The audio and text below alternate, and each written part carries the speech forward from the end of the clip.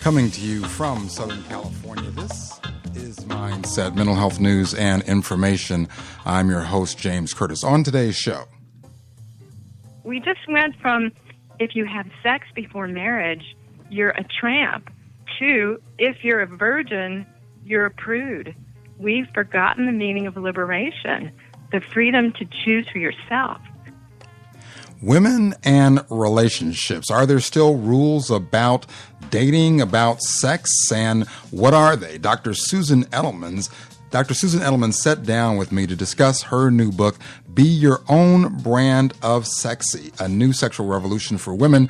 She talks about the rules and how women can take charge of how they date. Yes, that was her voice you heard just a moment ago. But first, this news from the Mindset Report. The Mindset Report available online at mindsetreport.com. The Mindset Report, your most comprehensive online source for mental health news. A local Fox television station out of El Paso, Texas, reports that there's proposed legislation geared toward preventing college suicides and that it's just a signature away from becoming Texas state law. The Senate Bill 1624 would require this. Entering college students would have to be presented with information on what the school has available for not only mental health services, but suicide prevention. The bill comes in the wake of an effort by Texas residents Mark and Kathleen Walker. They began working with the state lawmakers on this bill shortly after they lost their son, Lee. This was back in May 22nd of 2014. Lee had just finished up his freshman year at the University of Texas at Austin. He was an honor student and an outdoorsman, and like all freshmen, a promising future awaited him. Lee's father, Mark, was quoted as saying, "I thought this was normal homesickness, but it was something much deeper and much greater than that." The proposed law has already passed both houses of the state legislature, and it's on its way to Governor Greg Abbott's desk for signature.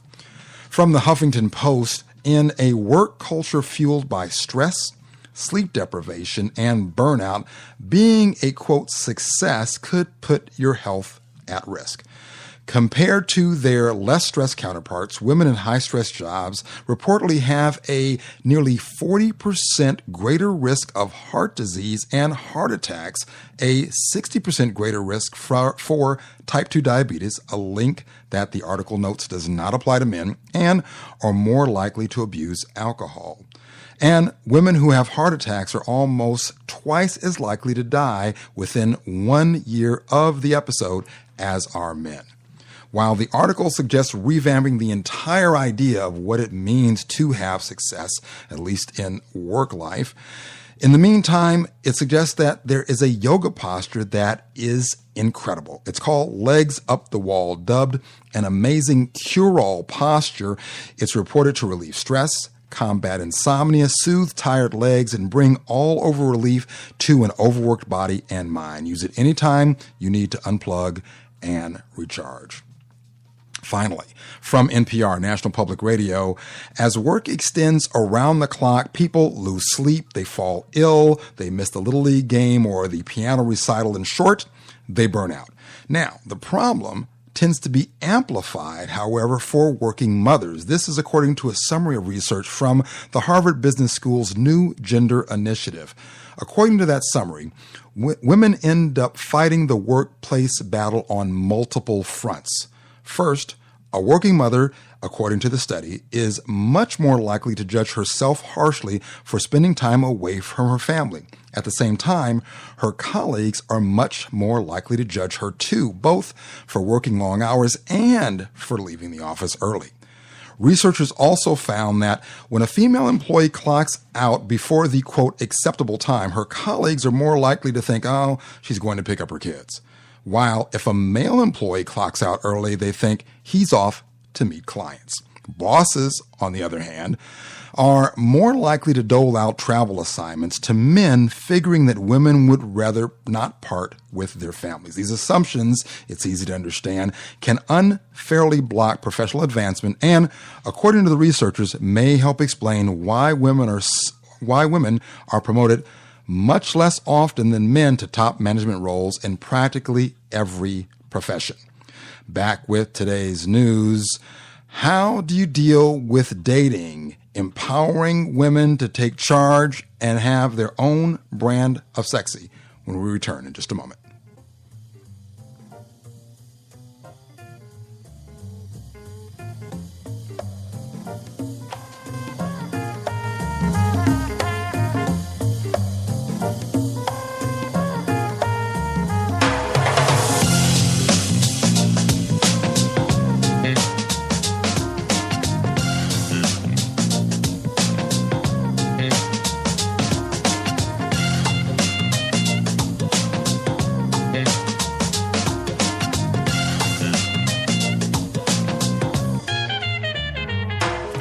Welcome back to Mindset, Mental Health News and Information. I'm your host, James Curtis. On today's show, women and relationships. There are probably as many different suggestions for women on how to have a successful relationship as there are the experts who give all of that advice. Everything from you don't need a man to think like a man.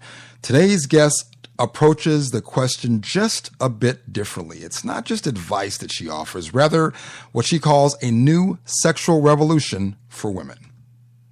I'm Dr. Susan Edelman. I'm a psychiatrist and author of the new book, Be Your Own Brand of Sexy, a new sexual revolution for women. Dr. Edelman, it's an absolute pleasure to have you on the show. And let's go ahead and talk about you, first of all. In addition to your book, Be Your Own Brand of Sexy, a new sexual revolution for women, you're a rock star. You are phenomenal. And so let's talk about let's talk about your background just briefly. First of all, a lot of folks don't understand, appreciate, get what the difference is between a psychologist and a psychiatrist. You are a psychiatrist. That is, you're a medical doctor. Talk about, just give us a nutshell sort of explanation of why that distinction exists and what it is.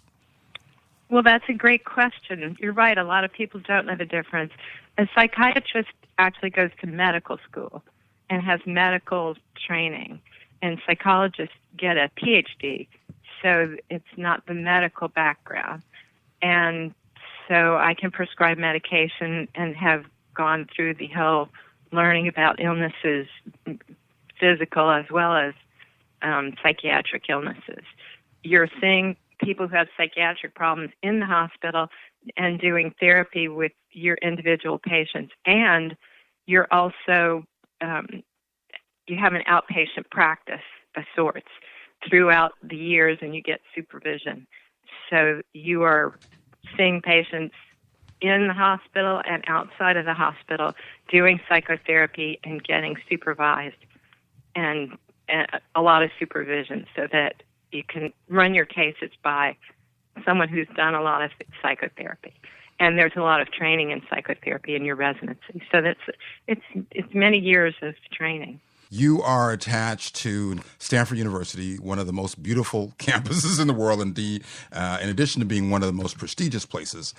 You're currently an adjunct clinical associate professor there. You've been a clinical assistant professor there for many years, over a decade, in addition to your own private practice and your book that is just making a huge splash in the area, in the book world, in the psychology world, in the relationship world.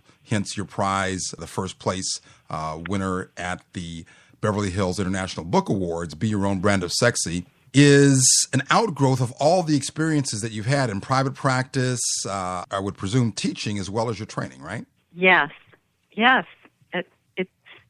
When you've been in practice quite a while, you have a different perspective than when you start out. So you see a lot of similar problems, and it gave me a perspective on the world that I thought would be really helpful. Be helpful to many people, especially women.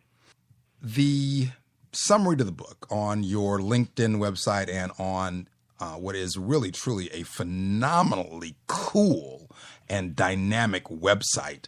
BeYourOwnBrandOfSexy.com. It is cool. It's got the fuchsia hot pink colors going on. You can take a quiz on the site. If you go to the home page, as you can tell, I'm very excited about this book. I think you did a great job. That's great. Thank you. I'm so excited. And it's so fun to talk to you because this is something that is huge in its own right. And I think for women primarily, but for men as well. You got a lot of blurbs on the front of the landing page of the website, on the front of the website, about people who've read the book and think that it's phenomenal. So you can check those out, your schedule. And one of the cool things on the website, the blog, where you talk about and these places where you can click on with just sort of the everyday questions, like, is he into you? The 3 questions to ask yourself before you have sex. Are you pushing him away and don't know it? These are sort of the Dear Abby kinds of questions that everybody has, no? That's true. I wanted to make sure we were getting to questions that people would really be interested in and want to know about. And you've put it for someone who is clearly as expert and as highly trained and as experienced as you are in the hardcore analytical assessment of not only mental health issues, but mental illnesses and diagnoses. You've broken this down into some very accessible, everyday terms. It's a great thing. How did you get the idea to do that? Or what gave you that idea? I think that's the most important thing when you write a book for an audience that is going to be all different ages and levels of interest and that kind of thing, is to try and make it as easy as possible for everybody to understand. There's nothing worse than writing some technical jargon and having people not understand you. I find that difficult in a lot of talks when it's too dry. So I wanted to make this book fun, and I wanted to make it accessible for people, as well as the website. It looks like a lot of fun. 29 years of listening to the deepest secrets of patients has allowed Dr. Edelman to unlock the mystery of why women don't get what they want from men. She shows women how to reclaim their power by learning what works best for them instead of, and here's the initial question, instead of what they're programmed to believe is normal by today's culture. Let's start there. What are women programmed to believe? That's a great question. I think the meat of this book is that I think we need a new sexual revolution because the old one didn't turn out the way we'd hoped, especially for women. The sexual revolution promised more choices, but women today are as confused as ever. We just went from, if you have sex before marriage, you're a tramp, to, if you're a virgin, you're a prude. We've forgotten the meaning of liberation, the freedom to choose for yourself. So we need a new sexual revolution that encourages each woman to decide what's best for her, regardless of the cultural messages. We each need to be our own brands of sexy. Now that's obviously well thought out and has a ton of merit to it. It certainly sounds like the thing and certainly is the thing that should be focused on, but it's got to be difficult, isn't it? It absolutely is difficult. And that's why this is the first step, is just making people aware, because people don't realize how often they're influenced by other people's behavior or what other people tell them. So even though we think we're independent, we want to be independent, we're often swayed by what other people are doing, and we're not aware of it. So the first step here is just to start talking about it and making people aware that they may be influenced more than they think. And indeed, that's the first chapter of the book, Why We Need a New Sexual Revolution. You always have a choice. A couple of the chapters or the sections in that first chapter are 5 guidelines, and you talk about be your own brand of sexy sisterhood. Talk about the guidelines. We thought it'd be good to have some guidelines because for a lot of people, there are no rules anymore. So it's important to have something to help you figure out what's going on. And so here are the 5 guidelines. 1, you always have a choice. 2, media and peer pressure solutions might not be right for you. 3, slow can be sexy. I love 4, that one. I love that one. 4, your voice matters. And 5, if a guy isn't respecting your voice, move on. I love all of them. And certainly slow can be sexy. Let's just kind of go through those and work those through a hypothetical dating relationship with someone.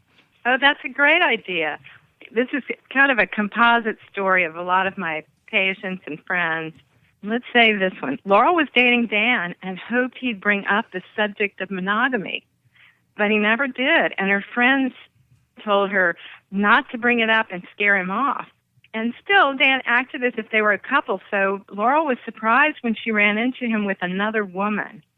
At first, she was really mad at him for what seemed like cheating on her, but then she realized they'd never clarified whether or not they were exclusive before they had sex. And she thought, I'm a modern woman. What's wrong with me that I get so attached? Now, this is a really common story. Absolutely. I've heard that from friends. What's the right way to think about that? Or what's the best way, the most useful way to think about that kind of predicament? Well, when you're looking at the guidelines, James, as you suggested, in a way, Laurel wasn't thinking she had a choice. She didn't have to listen to her friends. She could have thought, maybe they're telling me this isn't cool or I'm going to scare him off, but I want a guy who can make a commitment. That's important to me. I don't want a guy who's sleeping with someone else. So that's the first thing. She kind of missed it, that she had a choice, and that her peer pressure solutions might not be the right thing for her. Okay.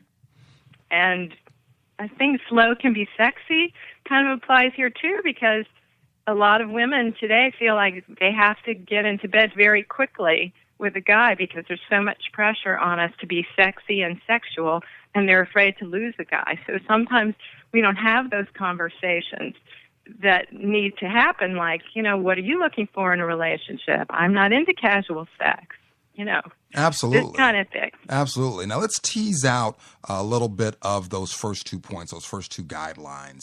The idea that peer pressure, you don't have to listen to your friends, their opinion.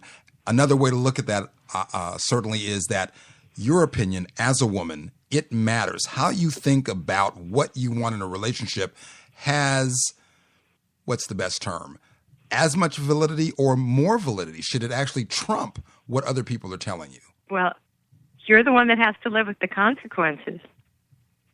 And that's the most important thing, is if it's going to work for you.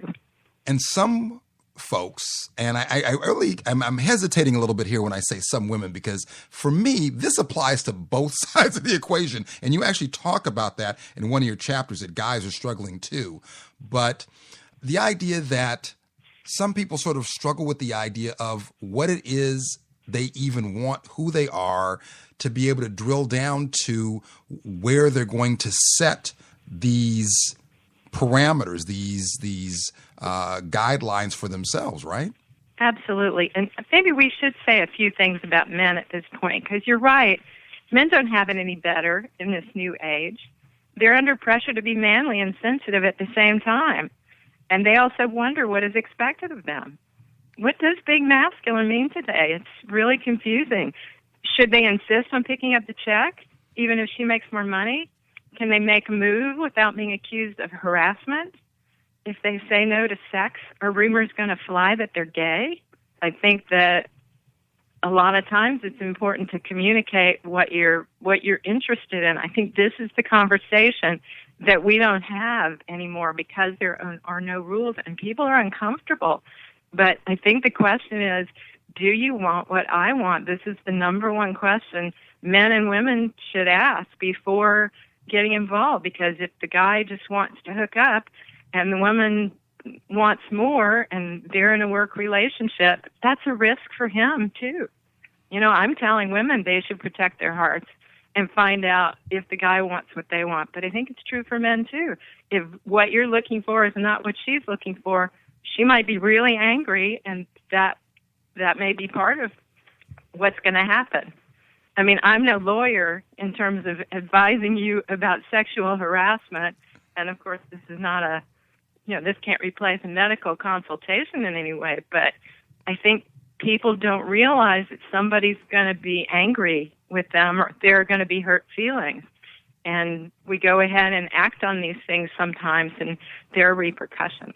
No guy, if you're truly interested in a woman, in a dating relationship, in a romantic relationship, or more long-term relationship, you don't want to make that woman feel uncomfortable. You want to operate within those parameters because ultimately you want this to work. You want this to go long-term. So it's something that... And if you're going to work with someone, that's an uncomfortable thing to bring into a relationship at work.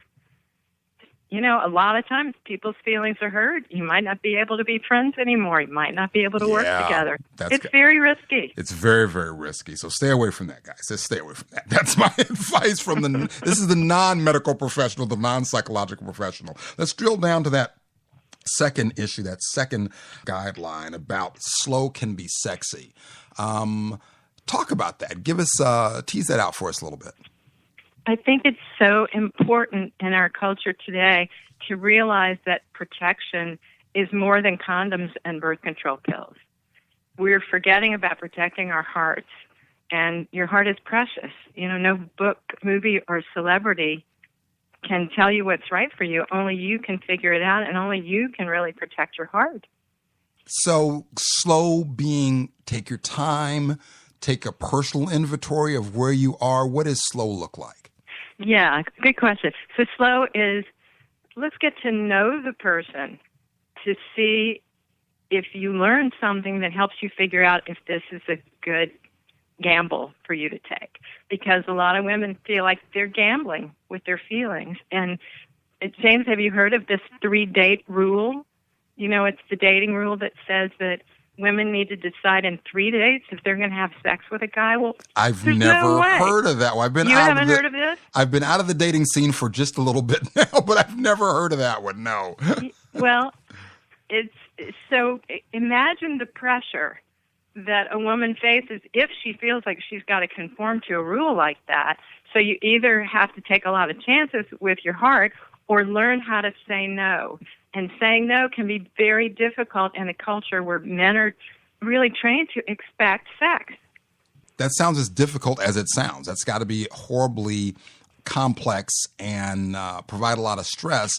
It seems like attached to that idea is, and let me just ask the question to a medical professional and a mental health professional, is sex, the idea of having sex, a different psychological experience for men compared to women? Well, that's an interesting question. And I don't know that anybody completely knows the answer to it, but women are more geared to relationships in general, and there are also some biological factors that some people think it makes them more attached and makes them exposed to more of these hormones and chemicals that get them attached. So it's possible that we're more attached. But there are plenty of women who say they can have casual sex and it's not a problem for them.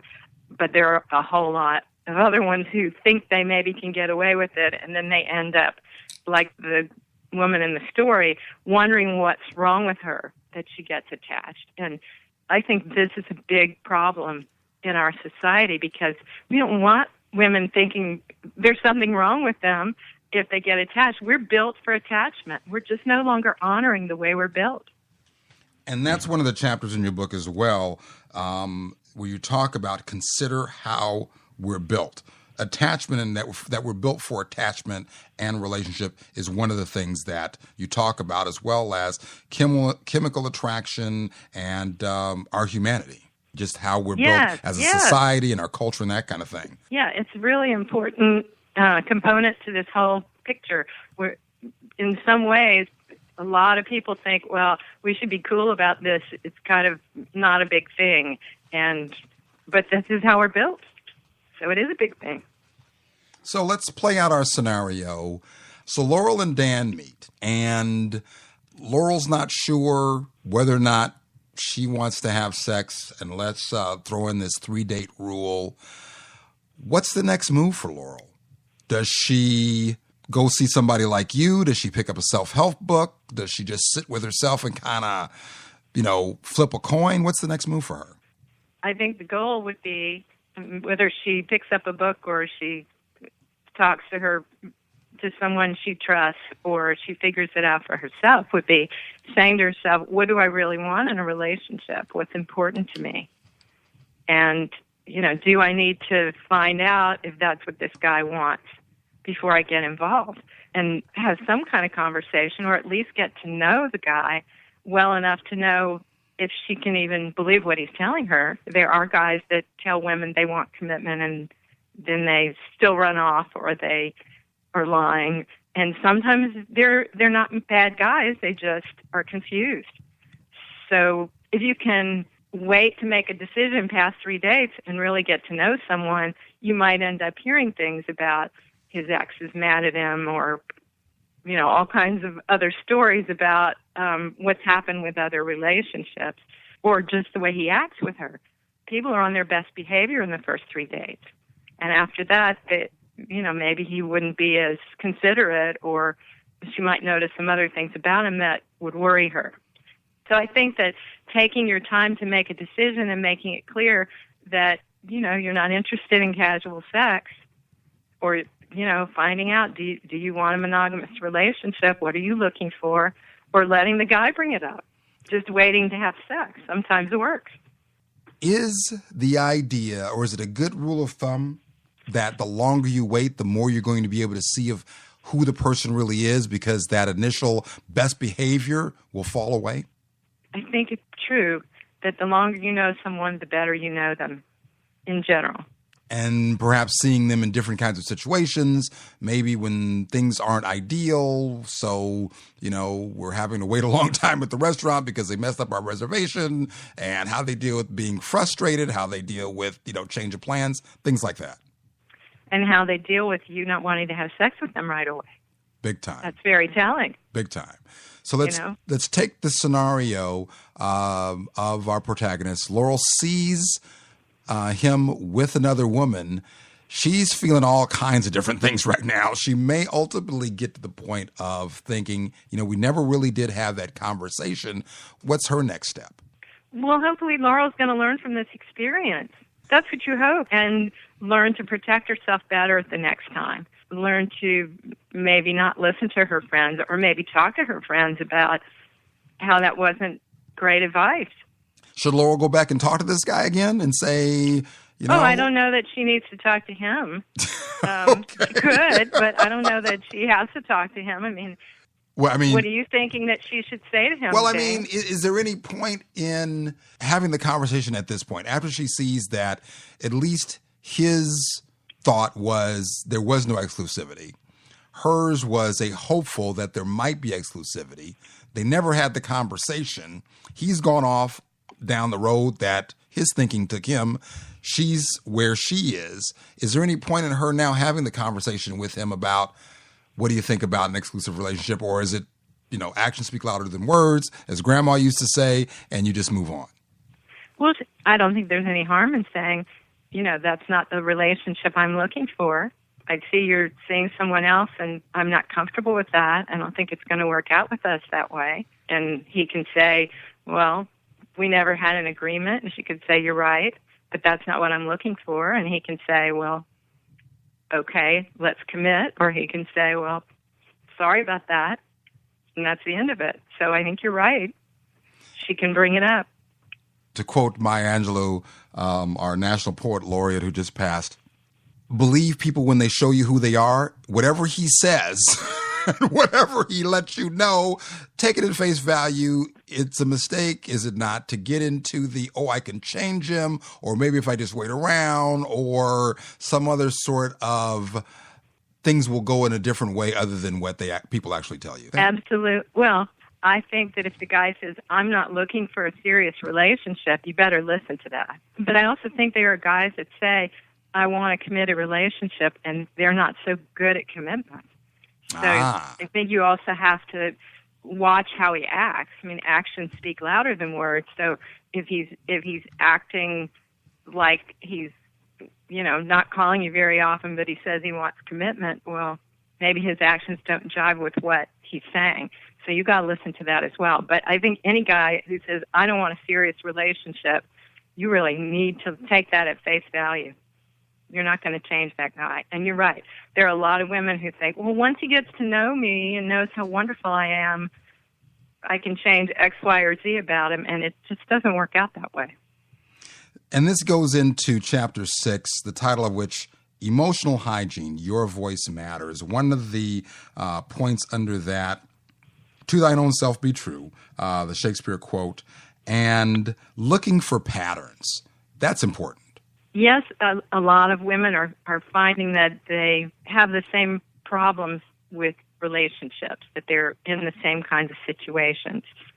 And, if you're really young, you may not have seen the patterns yet, but if you've had a few relationships and you begin to see the patterns, and it's really important because you could learn what you're doing that's not working. One of the points under emotional hygiene, let's just back up a moment. What does that mean, emotional hygiene? So emotional hygiene is kind of taking good care of your emotions and preventing emotional problems. So it's being aware of your feelings and trying to understand yourself better. Because your feelings are like a GPS system. They can help you figure out what to do or, what you're worried about in certain situations. And a lot of people kind of ignore them, but they're very valuable. Your emotions, your instincts, one of the bullet points that I love them all, Dr. Edelman. I got to tell you, I love them all. Can you trust your instincts? You put that as a question. What's the answer? That's a very complicated question, isn't it? Because some people are maybe reacting to something other than just a date, right? Maybe they're super anxious and it's about something other than the person they're with. So if you blame it all on the date, but actually you've had a bad experience in the past with a man, then you might be more anxious about it or more scared because of that bad experience. So some of it is trying to figure out where you're coming from and how that might be affecting your interaction right now. And if you're just tuning in, my guest is Dr. Susan Edelman. She is a psychiatrist, medical doctor, adjunct clinical associate professor with the Department of Psychiatry and Behavioral Sciences, a mouthful, at the oh-so-prestigious and elite university that is Stanford University in Northern California. Let's talk about one of the later chapters, Chapter 7. Plan your strategy. If a guy isn't respecting your voice, move on. And the bullet point that I want to focus on is Single Woman's 12-piece dating toolbox. That sounds pretty cool. What does that look like? Well, it's 12 tools that can help you figure out how to approach dating better. And I try to explain them in some depth because every woman is different. I mean, that's the heart of this book. So what works for one woman isn't going to be what another woman would either feel comfortable with or what will work for her. So this way you have choices of ways to cope with different situations, and you can see which one feels more comfortable to you. Certainly, we don't want to give away everything. We want people to go out and buy the book. It is a phenomenal book. It is an award-winning book at the Beverly Hills International Book Awards. Took first place there in the relationships category. The name of the book, Be Your Own Brand of Sexy, A New Sexual Revolution for Women. One of the chapters in the book, Plan Your Strategy. If a guy isn't respecting your voice, move on. That's chapter 7. And the point under that is a single woman's 12-piece dating toolbox. What's one of the most important, or your favorite, if you will, if you have one, tool in that toolbox? I think my favorite is turn down what you don't want with grace and dignity. I'm just a girl who can say no. What's that mean? It sounds so intriguingly intricate. Tease that out for us. I think it's really hard for women to say no. A lot of women have trouble with this. And I think that it's good to have that skill of saying no in a nice way, because sometimes women feel defensive, like they're guilty about saying no and they have to explain themselves, and that doesn't come off real well. if you don't want to do it, you don't want to do it. Nobody expects an explanation, but a lot of women feel like they have to do it to explain themselves, and some women also feel they're nervous about it or they're angry about it. So I think having some phrases and ways to say no that you're kind of ready for, like, I'm just not comfortable with that. I mean, that's a really nice way to say no. Or if you have trouble saying no, then you could say, well, let me think about it, or maybe, or I'm not sure. But at least don't say yes if you're not comfortable. And that's one of the approaches that you recommend throughout the book, practicing and sort of rehearsing and going over this with yourself before you sort of, take it out on the road. That sounds so horrible. Before you, go out on a date. Go out on a date, right? Yeah, or even just ready to interact with God. Why is that so powerful? Why is that such an effective approach to practice? I think that this is what gives you power, is to be able to say no to what you don't want. People in this day and age think, to have more power means having more sex and to be sexy, but what really gives you power is figuring out what's right for you as an individual and saying no to the things that don't work for you. So is it that practicing idea, thinking about what you want, as you talk about at the beginning of the book, and that is really looking inward about what you actually think and what works for you, and then actually saying it out loud? Does that help you, plug in to your power? On a psychological, I think if you're emotional clear level? with what you want and clear with what you don't want, and you know how to say no to what you don't want, and plus, if you're not, drinking or doing a lot of drugs that are getting in the way of you actually implementing this, then I think those are really important ways for women to feel like they have more power. Dr. Edelman, it's been an absolute pleasure talking to you. Closing thoughts, final thoughts that you want to leave people with. This is a phenomenal book, incredibly well received. You have done an outstanding job of laying this out. The simplicity, the clarity, the just accessibility of how you've put this together is so very impressive and just wonderful. Well, you're so sweet. It's been wonderful to be with you today. And I do have a little closing remark. Sisterhood and how important that is. And I think for a lot of women, maybe we feel competitive with other women, or the culture has become so that we're picking on women for their weight or their sexual behavior. And I think we want to have a sisterhood, because I don't think we can stand up to this culture of, over-sexualization and pressure to have sex within 3 days unless we all stick together.